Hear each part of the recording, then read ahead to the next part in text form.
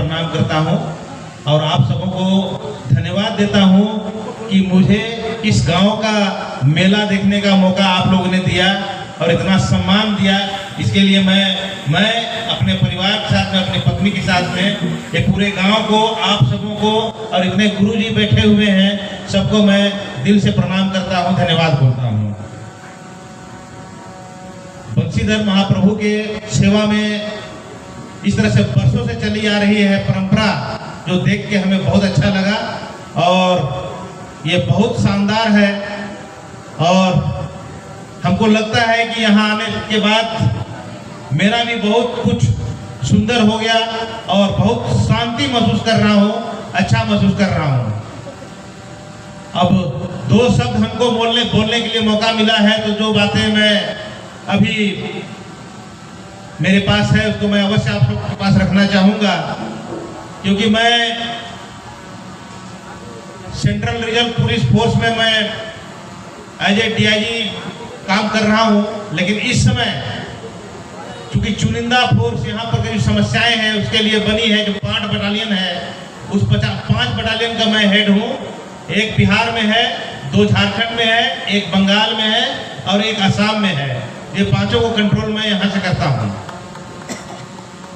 ये चूंकि हम लोग अब जानते हैं देश में इस तरह की बातें होती है। पहले बाहरी समस्याओं से हमारा देश परेशान था, लेकिन अभी हम लोग आंतरिक समस्याओं से ज़्यादा परेशान हैं।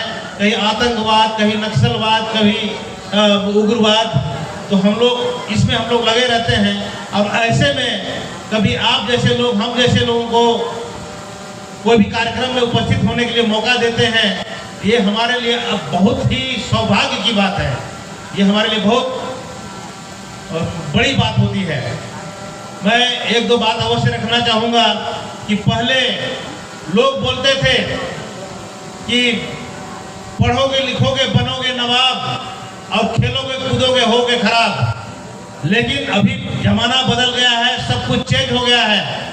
आज आपके शहर में ही बड़े बड़े नवाब, धोनी जैसे नवाब खेल कूद करके ना देश के या राज्य के सबसे बड़ा टैक्स पेयर हैं।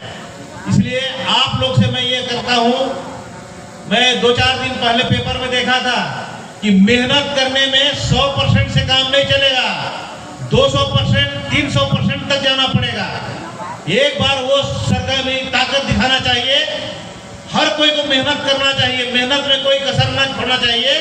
चाहे वो पढ़ाई लिखाई हो, चाहे वो लड़ाई हो, चाहे वो खेती बाड़ी हो, चाहे जो कोई भी हो, उसमें पूरा 100% दे, 200% दे, कामयाबी अवश्य मिलेगी। मैं यूं ही नहीं बोल रहा हूं कि मैं लोहरदगा का रहने वाला हूं। हम भी सुबह 1 बजे दौड़ने के लिए निकलते थे, डेली 40 किलोमीटर दौड़ते थे, कुडू से लेकर के हिजला तक दौड़ते थे और सुबह वापस होते थे। और वो मेहनत हमारे लिए बहुत फायदेमंद रहा और मैं अपना सिलेक्शन में हमारे लिए बहुत काम मिला। उसी तरह से कोई भी आदमी हो जरा मेहनत करे, पढ़ाई का क्षेत्र हो चाहे खेल कूद के क्षेत्र हो। देखिए ना झारखंड में कितने बड़े बड़े लोग इस तरह से आ रहे हैं। धोनी है, बारला भी इतना नेशनल लेवल, इंटरनेशनल लेवल पर काम कप जीत करके आ रही है। अष्टम उरांव को देखिए, अभी मुझे बेलांगी में चीफ गेस्ट बनाया गया था। वहाँ नाइजीरिया से भी खेलने वाले आए थे, बाहर से भी लोग खेलने वाले आए थे। फुटबॉल में फर्स्ट पोजीशन 3 लाख रुपये का था, सेकंड 2 लाख और थर्ड 1 लाख रुपये का था। तो वो जो जोश देखने को मिला, वो महाकुंभ जिसको बोला लोग, वहाँ भी हमको जाने का अवसर मिला। तो ये जो क्षेत्र है, ये जो रातू ब्लॉक है, यहाँ का पानी में बहुत गर्मी है, ताकत है। तो इसमें आप लोग भी हर कोई अच्छा कर सकते हैं। हमें जो बनना था बन गए, लेकिन बच्चों को आगे बढ़ाइए ना, उनको ठीक ठाक करिए, सब कुछ ठीक हो जाएगा। यहाँ बच्चे ऐसे पैदा होंगे जो नेशनल और इंटरनेशनल बहुत अच्छा काम कर सकते हैं। ये आज महाप्रभु बंसीधर से मैं तहे दिल से प्रार्थना करता हूँ कि यहाँ के बच्चों को, यहाँ की जनता को इतनी ताकत दे कि यहाँ से पढ़ाई का क्षेत्र हो, खेल का क्षेत्र हो, चाहे कोई भी क्षेत्र हो, उसमें बहुत सफलता मिले।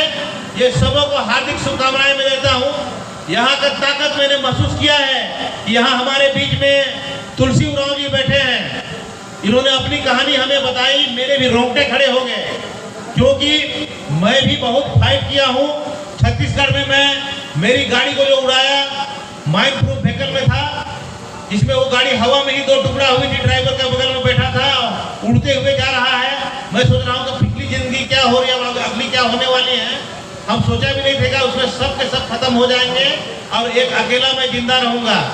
3 घंटा तक मैं लड़ता रहा हूँ और एक टुकड़ा के साथ उड़ता हुआ गया था, एक टुकड़ा कहीं और गया था।